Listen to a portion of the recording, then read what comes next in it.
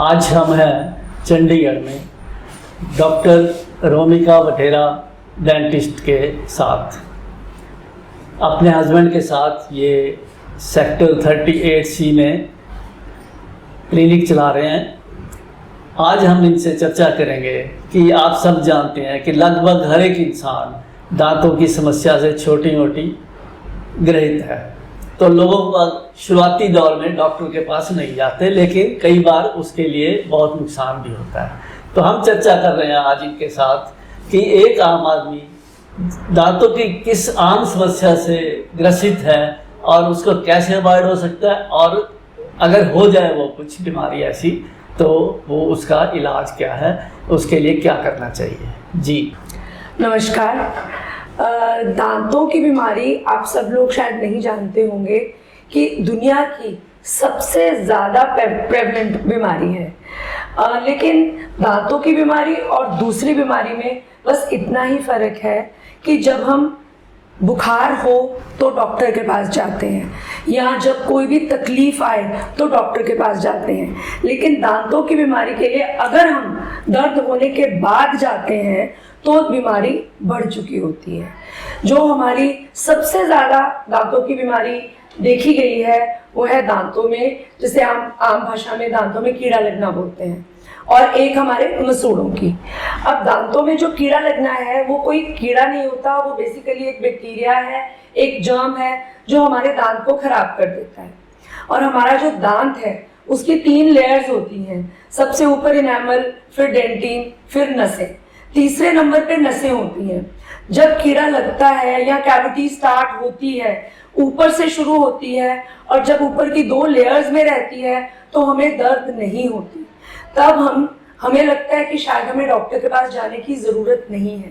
पर अगर हम उस स्टेज पे डॉक्टर के पास चले जाएं तो उसको साफ करके भर के बस ठीक किया जा सकता है। पर वो जब अंदर नसों तक पहुंच जाती है तब हमें ठंडा गर्म लगना या हमें दर्द होना शुरू होता है। फिर जैसा कि आप सबने सुना होगा, कभी रूट कैनाल करानी पड़ती है या दांत निकलवाना पड़ता है, मतलब दांतों की बीमारी बढ़ चुकी होती है। तो दांतों को कुछ भी नहीं होता अगर आपको दर्द नहीं है, आप डॉक्टर के पास नहीं जाना चाहते, तो अपना मुंह खोलिए, शीशे के सामने खड़े होके चेक करिए, कहीं पे भी आपको काला दाग दिख रहा है तो इसका मतलब है वहाँ कैविटी स्टार्ट हो चुकी है। और उसके बाद अपने दांतों के डॉक्टर के पास जाइए और उनको दिखा दीजिए, वो आपकी कन्फ्यूजन को क्लियर कर देंगे। सबसे पहले ये जो प्रॉब्लम है ये सबसे ज़्यादा पाई जाती है दांतों के रिलेटेड, और इसके बाद हमारा मसूड़ों की प्रॉब्लम आती है, जिसमें आप सब ने सुना होगा एक शब्द जिसे हम पायरिया बोलते हैं। पायरिया उसकी बहुत एडवांस स्टेज होती है। ये इसलिए होती है कि जब हम दांत सही तरीके से सफाई नहीं कर रहे होते तो हमारे दांतों पे एक पीली परत जमनी शुरू हो जाती है, जिसे हम प्लाक बोलते हैं। और अगर उस प्लाक की ढंग से सफाई नहीं हो रही तो वो पत्थर की तरह जम जाती है, हार्ड हो जाती है, जिसको हम कैलकुलस बोलते हैं। और ये जो कैलकुलस होता है ये हमारे मसूड़ों के अंदर जो दांत को हड्डी ने पकड़ रखा होता है उसको कमज़ोर करना शुरू कर देता है। तो इसकी सफाई करवाना बहुत ज़रूरी है। अगर हम ब्रश अच्छे से कर रहे हैं, सही तरीके से कर रहे हैं तो ये उतना नहीं जमता, पर अगर ये जम चुका है तो एक बार प्रोफेशनली डॉक्टर से सफाई करवा के उसके बाद हम इसको आगे सही रख सकते हैं। और ये दोनों सबसे ज़्यादा बीमारियां होती हैं, और जब इनकी बहुत एडवांस स्टेज आ जाती है, जैसे कैविटी की एडवांस स्टेज आ जाती है और वो रूट कैनाल से भी नहीं बच सकता, तो हमें वो दांत निकालना पड़ता है। या मसूड़ों की इतनी ज़्यादा प्रॉब्लम हो जाती है कि वो दांत हिलना शुरू हो जाते हैं तो हमें उसे निकालना पड़ता है। और निकालने के बाद भी हमें कोशिश करनी चाहिए कि उसकी जगह नया दांत लगवा लें, क्योंकि जहाँ से जगह खाली रह जाती है वो और कई प्रॉब्लम्स शुरू हो जाती हैं। उसमें क्या होता है, आपके दांत अपनी जगह से हिल जाते हैं, आपके मसूड़ों की प्रॉब्लम्स बढ़ जाती है। तो बहुत से तरीके हैं। डॉक्टर रोमिका, यहाँ मैं आपसे जानना चाहूँगा कि मसूड़ों से जो ब्रश करते समय ब्लड आता है उसकी वजह? हाँ जी। जब हम, जैसे मैंने अभी अभी कुछ देर पहले आपको बताया कि हमारे दांतों की जब हम सफाई से ही ढंग से नहीं कर पाते तो उसमें प्लाक जम जाती है, और वो जो प्लाक है वो जब सख्त हो जाती है तो कैल्कुलस बन जाता है, पत्थर बन जाता है। जब वो पत्थर हमारे मसूड़ों पे जमा रहता है तो हमारे मसूड़े फूल जाते हैं, मसूड़ों में इन्फ्लेमेशन जिसे हम मेडिकल लैंग्वेज में बोलते हैं वो हो जाती है। और जो हमारे फूले हुए मसूड़े हैं जिसके अंदर बैक्टीरिया है, जर्म्स हैं उस पत्थर के अंदर, वो इतने सॉफ्ट हो जाते हैं कि उसको टच भी करते हैं तो वो ब्लीड करते हैं। तो इसलिए ब्लीडिंग होती है। ब्लीडिंग से कभी घबराना नहीं है अगर कभी दांतों से शुरू हो जाए। उसका सिंपल ये मतलब है कि आपके दांतों की सफाई होने वाली है, आप अपने दांतों के डॉक्टर के पास जाइए, उनसे सफाई करवाइए। आप जैसे ही सफाई करवाएंगे आपके दांतों से खून आना बंद हो जाएगा। तो ये 3 तरीके के मेन जो आम बंदे में ये मेन यही बीमारियां होती हैं। अब आती है बात कि इसको जैसे ब्रश करने का क्या ढंग होना चाहिए और पेस्ट जो है वो उसमें क्या देखना चाहिए लेते समय? ठीक है। एक्चुअली उससे पहले मैं थोड़ा बस ये बताना चाहती हूँ, कई बार हम दांतों की बीमारी को बहुत लाइटली लेते हैं। हमें ये लगता है कि एक दांत निकल गया तो एक और है, दूसरा है, लेकिन दांतों की अपनी बहुत महत्वता है। गम्स की प्रॉब्लम के कारण ऐसा देखा गया कि कई बार दिल की बीमारी भी हो जाती है, क्योंकि हम वही सब अपने मुंह से अंदर लेके जाते हैं तो पेट भी खराब हो जाता है। तो ये पूरा शरीर एक है, दांत बाकी शरीर के साथ वैसे ही कनेक्टेड है जैसे और हमारे अंग हैं। तो इस तरह से दांतों की केयर करना बहुत ज़रूरी है। और ये ज़रूर है कि हम लोग सब ब्रश करते हैं, मुझे ऐसे नहीं लगता कि कोई नहीं करता होगा, पर शायद हमें सही तरीके से कैसे ब्रश करना है इसका नॉलेज नहीं है। बहुत से लोग हैं जिनका ब्रश करने का तरीका गलत होता है, ब्रश सही इस्तेमाल नहीं करते, या ब्रश कितनी देर करना चाहिए इस चीज़ की नॉलेज नहीं होती। तो सबसे पहले मैं आपको ये बताना चाहूँगी कि ब्रश एटलीस्ट दिन में 2 बार ज़रूर करना है, एक बार सुबह और एक बार रात को सोने से पहले। क्योंकि जब हम रात को बिना ब्रश किए सोते हैं और जब हम सो जाते हैं तो हमारे मुंह में थूक कम बनती है। दिन में हम बात करते हैं, पानी पीते हैं तो जो फंसा है वो निकल जाता है, बट जब हम रात को ऐसे सो जाते हैं तो जो जहाँ फंसा है वही रह जाता है और हमारे मुंह में थूक भी नहीं बन रही, तो कीड़ा कैविटी होने का, गम्स खराब होने के ज़्यादा चांसेस होते हैं। तो एक बार सुबह और एक बार रात को सोने से पहले 2 बार ब्रश करना बहुत ज़रूरी है। इस चीज़ का हर किसी को पालन करना चाहिए, चाहे वो कोई बच्चा है या कोई बड़ा है। और ब्रश करने का सही तरीका हम मोस्टली, मैं आपको इस बड़े मॉडल पे करके दिखाऊंगी।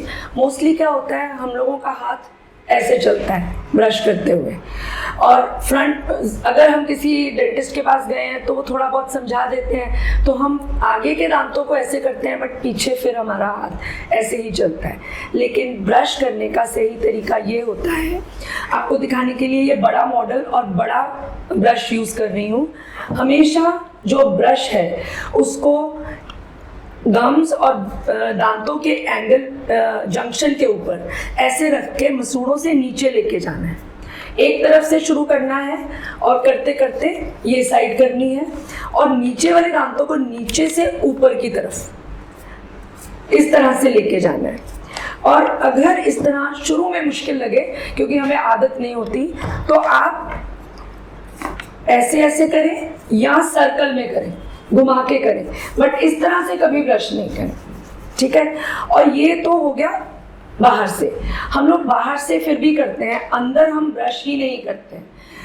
हर दांत के हर जगह पे ब्रश होना चाहिए, बिल्कुल उसी तरह इधर रख के भी ऊपर से नीचे और नीचे से ऊपर। हमेशा इस बात का ध्यान रखना है कि मसूड़ों से उल्टी तरफ जाना है। अगर हम मसूड़ों से उल्टी तरफ जाएंगे तो वो दांत को पकड़ के रखेंगे, और अगर हम ऐसे या ऐसे हॉरिजॉन्टल ब्रश करेंगे तो एक तो हमारे दांतों की सफाई नहीं होगी और यहाँ पे कट पड़ने शुरू हो जाएंगे जो बाद में तकलीफ देंगे। अब हमने अंदर से कर लिया, बाहर से कर लिया, ये जगह फिर भी बच गई। इसको ऐसे बाहर की तरफ करना है, जैसे कि हम एक कंघी साफ करते हैं ना, कि मैल हम बाहर को निकाल रहे हैं, और हमारा जो भी करेड़ा जमता है या कैलकुलस वो इस जगह पे ज़्यादा जमता है, क्योंकि इधर हमारे सलाइवरी ग्लैंड होते हैं। तो इधर से करना बहुत ज़रूरी है, इधर से करना बहुत ज़रूरी है, बाहर की तरफ, और आखिर में जहाँ से हम खाना खाते हैं उसको हम हॉरिजॉन्टली कर सकते हैं, लेकिन बाहर की तरफ से नीचे से ऊपर, ऊपर से नीचे या सर्कल। बच्चे हैं तो उन्होंने सर्कल करना है। और ये तो हो गया ब्रशिंग का तरीका। दूसरा, हम इस कंफ्यूजन में रहते हैं कि ब्रश कौन सा लेना चाहिए। ब्रश मीडियम या हार्ड कभी नहीं लेना, ब्रश हमेशा सॉफ्ट या सुपर सॉफ्ट लेना है। कोई भी कंपनी का हो उससे फर्क नहीं पड़ता, लेकिन सॉफ्ट या सुपर सॉफ्ट लेना है। और पेस्ट कितना लगाना है और कौन सा लेना है।